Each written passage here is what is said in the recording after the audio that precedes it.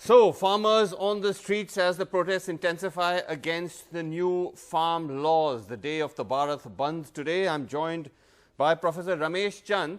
He is in the Niti Aayog. He's a member agriculture. He's really, in a way, the government's point person when it comes to all that has to do with farmers and with agriculture. Thank you very much indeed, Professor Chand. Let me just start by asking you, because I know that you actually prepared a fairly detailed note which in a sense sets out the argument in favor of these bills and tries to address some of the concerns raised by farmers and protesters. And I'll come to that in a second. But let me ask you first a big picture question, Professor Chand, because you understand farmers and you are yourself from Punjab.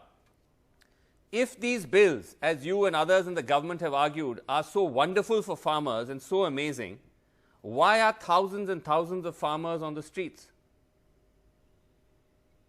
Srinivas, any big change, whenever it has been made, it is not always accepted without expressing contrary views. Okay. You take 1991 reform or you take WTO decision. So whenever any big policy change is made, Okay. I feel that some kind of resentment, some kind of expressing alternative view, Okay. that is useless. So we should not just judge merit of the new laws based on protests. Okay. Let's come to specifics. Let's come to what is specifically worrying the farmers, and let's take it one by one. So one of their fears is that under this system, the mandi system will, in a sense, slowly decline and collapse, and that will lead to a slowdown or a collapse of the MSP procurement, the minimum support price procurement that happens under mandis. Now, while Professor Chand, as you yourself and many others have pointed out, the new bill doesn't do away with mandis. It says the mandis will very much function. But when you allow transactions to take place outside the mandis, which don't face any cess or surcharge or tax, the fear is that all these transactions will shift outside and gradually the mandis will wither away. You see, there is a cost of any transaction. When you do the transaction inside the APMC, there Yes. are costs which are defined in APMC regulation. Yes. When you are doing transaction outside mandi, then also there is cost. It is not that it is free of cost. Those costs are not defined. Those costs are not as per regulation, but there is a cost. But it's The not, private- but you don't face any surcharges or cesses. So in that sense, Yes, yes. why Yes.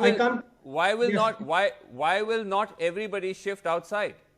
I think we should ask the basic question on this. Do mandi require that you apply cess there? Do mandi require that you put excessive fee there? Unfortunately, we have not been asking this question. Mandis were created to serve as an infrastructure service for the farmers. And in the initial stages, the charges levied on mandi Yeah. were as per the service provided by those mandis. Right. Over time, many states, they started using these mandis for revenue generation. Sure. If you use mandi for revenue generation, that defeat first purpose of setting up these mandis. No, fair enough. Now, let's say that states may have been wrong to charge very high taxes on mandi use, particularly states like Punjab, Haryana and so on, and use it as a kind of cash cow. So there certainly can be a case for states to reduce, but equally, you've created an unlevel playing field with this law, have you not? Because mandis will still have to charge some cess or some surcharge, while people outside won't have to, unless you amend the law and say even non-mandi transactions will be taxed. Whatever provision you keep, it has two sides. I can just tell you that if there is no charge in the trade area, so in the new law it has been called trade area, what is advantage of that? But you are saying it has a point. I am not dismissing your argument entirely. Okay. The point in favor of not keeping any charge is that by keeping some fee in the trade area, you are subjecting it to Inspector Raj. Tomorrow, any trader come, he do the transaction, he is Okay. taking his produce, the state inspector will come, he will say, I just want to see whether this is right kind of transaction, from where you bought it, show me whether you have paid those charges or not. Okay. So So, but you are saying that there is some merit in that level playing field. Yes. But how we address the level playing field? Will the government be open? Will the this was proposed, by the way, or at least we heard it was proposed. Will the government be open to amending the law to say that even non-mandi transactions could be taxed?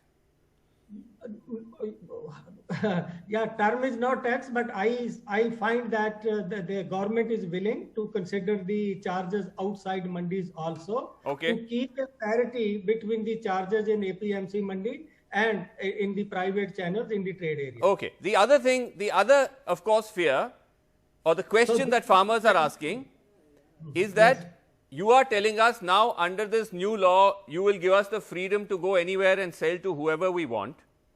They are saying, we've always had this freedom.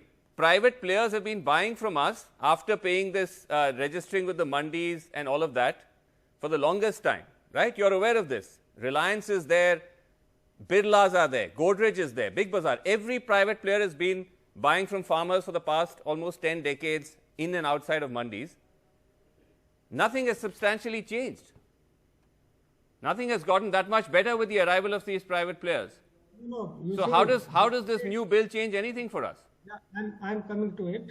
You look at how much is being purchased by private players. You see, you need to look at that organized player to whom you are referring. Yes. How much produce is purchased by them through those channels which are outside APMC. Very small. Very small, very small. Very and small. we need to go into the reason for this, that why it is very small. Is it that they are not willing to do it, or is it there is something else? I would say that it is something else. Moreover, this regulation vary from state to state. In some of the state, fruit and vegetable are deregulated. So now you can sell it to anyone. Right. But in states, they are still not deregulated. In some states, some of the fruit and vegetable are deregulated. But like if I take case of Himachal Pradesh, they deregulated fruit and vegetable. But last time when I looked at their data, apple was not deregulated. And apple is the major fruit in that particular state. Okay, so you're saying that now with this bill, because these surcharges and the permissions will be done away with, or at least will come down, there will be more incentive for these private players to come, and therefore you will see that there will be more of a buying. But hold on, Professor. The counter to that is that if this is supposed to free the farmer from the middleman mandi nexus, what farmers are saying is that this is just putting us from one middleman into another middleman. Now we will be dealing with super middlemen of the kind that will be hired by the Ambanis and the Adanis to buy from us. I do not know whether Ambani and Adani will join this business or not. That was never in the picture. No, but it's just it's a figure of, it's a metaphor. Yeah. The idea is to create an ecosystem where a small trader from Kerala can buy in Jammu and Kashmir, where a small trader from Jammu and Kashmir can buy in Kerala. Then I think Tatas and Birlas, they can also buy. It is for people to decide. But the middleman problem will continue, will it not, Professor? Because you will need intermediaries to buy from farmers. You say the idea of new farm law is to create alternative option. One option is that you still go to APMC mandi, you have whatever middleman, you can go for that. Secondly, it creates two possibilities for direct transactions, that any traders come from any state, he buy from the producer, take it and sell it there. Second is that producer can directly set up some link, or farmer producer organization can directly set up some link with Professor and sell it directly. But that's what I'm saying. That's already happening now. It's just, it may not be happening at scale, but it is already happening. Private players from all over the country are going and picking up whatever they want. But yes, they do need permission from the mandi and from the APMC, and they do have to pay those surcharges. Okay, let me come to... It has not progressed to the desired extent. It has not progressed to the desired extent. Okay. All those fees kind of things. Why that in Punjab only one private platform of ITC is there to buy wheat? Why there are not 100 such platforms? Why Okay. not one farm in every mandi? Okay, So let me come to the related fear, which is to do with the minimum support price. The fear being, as I said, that if the mandi system slowly withers away, then so will the minimum support price procurement by the government. And once again, the government has said, and you also said, that the bill nowhere does away with the minimum support price system, but the fear is, as I said, that it is linked. If the APMCs start to wither away, so will the minimum support price system. Now, how would you respond to that? giving MSP doesn't require APMC. Existence of APMC doesn't guarantee that you will be getting MSP. You take a MSP, farmer get as long as government is procuring it. That is the only condition required. For that, you don't require APMC, you don't require anything. By the way, I can share with you that 1.7 million ton rice, not paddy rice, has been procured in Bihar last year. Though there is no APMC, nothing like this. And I think close to 1 million ton rice is procured in Kerala, where there is no APMC. You're right. You're right to say that APMC and MSP is not linked.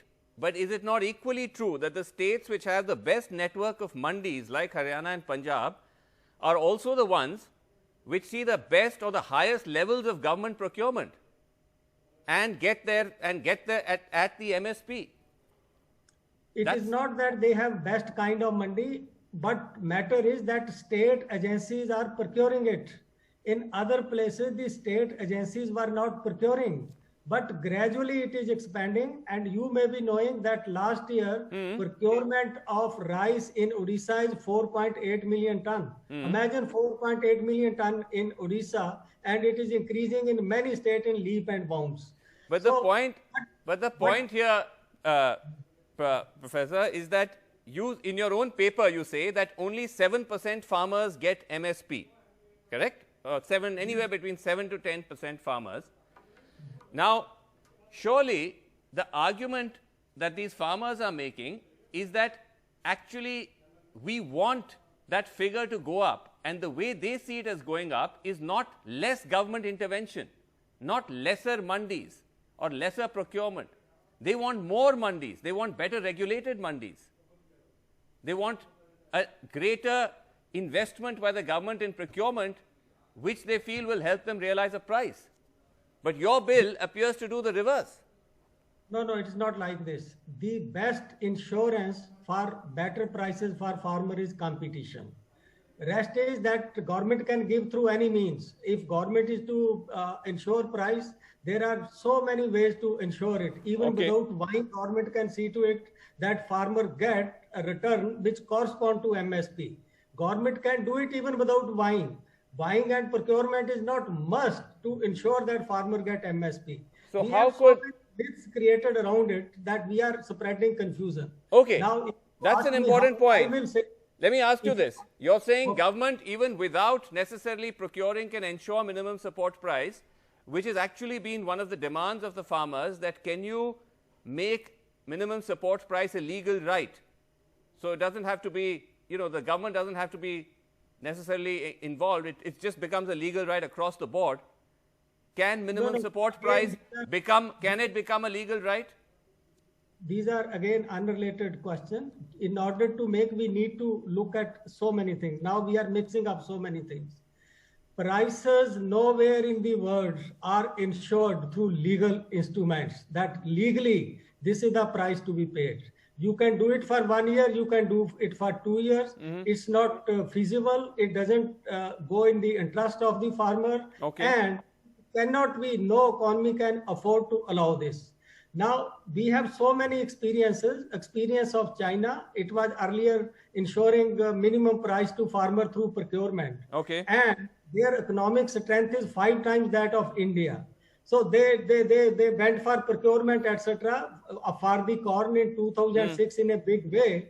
But by year 2011, the stock of corn built up so much in China that the economy, which is 4 times the size of India's economy, had abandoned this system of ensuring MSP through procurement. Okay. They So, also came with alternative, and we can discuss those alternatives. okay. Yeah, there are alternatives. Let me ask you in conclusion that overall, though, do you feel, you said that whenever there's big change, there will be big disruption, there will be protests. But do you also feel that from the side of the government, you didn't communicate with the farmers enough? You didn't explain to them the benefits of this bill enough? And there's somewhere there has been that kind of breakdown. Srinivas, as far as I'm concerned, as soon as these ordinances were issued, I appeared on your channel. I delivered a large number of webinars which were attended by progressive farmer in IRI. Total 800 people attended. No, no, I gave. I don't mean you personally. You published feel overall, government didn't communicate well enough. What I'm told by Ministry of Agriculture is that they have been trying to spread this communication. Okay. As and when these ordinances became act, this is what they told me. They All right. put some people on their side, but and they have the extension machinery.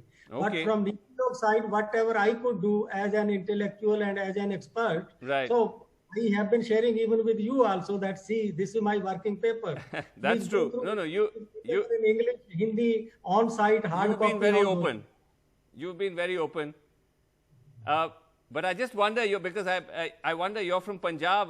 How how are you dealing with all your friends and family back in Punjab? Are they giving you a hard time? Or? No, I feel concerned. They are also feeling concerned, and everybody wants that some solution to Okay. the problem be found. Okay. So I also wish, and I have, whenever I get opportunity, I also make a similar kind of suggestion here with the government that Right. some sort of give and take should happen, and we should find a solution to this problem at the earliest. Okay. Well, let's hope that happens, and there is some kind of a breakthrough or a solution. Thank you very much indeed, though, Professor, for talking to us as candidly as ever. Thanks very much indeed. Welcome, Srinivas.